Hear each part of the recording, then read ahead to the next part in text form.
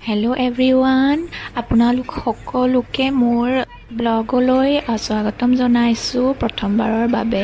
যিহেতুকে গৰম বন্ধৰ দিন চলি আছে, আমি ভাবিলোঁ যে আমি অকণমান ওলাই যাওঁ। ৰেষ্টুৰেণ্ট এখনলৈকে ওলাই গ'লোঁ আৰু ৰেষ্টুৰেণ্টখনত পাৰ্ক এখনো আছিলে আৰু পাৰ্কখনত আমি বহুত এনজয় কৰিলোঁ, বহুত ভাল লাগিল। মানে ৰেষ্টুৰেণ্টখনৰ ভিতৰতকৈ পাৰ্কখনতহে মোৰ বেছি ভাল লাগিল। এইখন জুলনাত উঠিবলৈ ইমানেই যে মজা লাগিছিল, উঠি আহিবলৈ একেবাৰে মনেই যোৱা নাছিলে। ৰেষ্টুৰেণ্টখনৰ পৰিৱেশটো ইমান ধুনীয়া, তাত থাকি পেলাই মানে ঘৰলৈ আহিবলৈ মনেই যোৱা নাছিলে। তাৰ মাজতে আমি পাহৰিয়ে গৈছিলোঁ যে আমাৰ লগত এজনী কণমানিও গৈছিলে।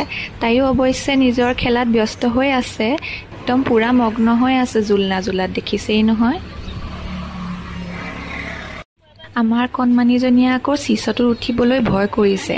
এয়া দেখিছে নহয়, তাইক মানে উঠি থাকোঁতে ধৰি থাকিবলগীয়া হৈছে আইতাকে।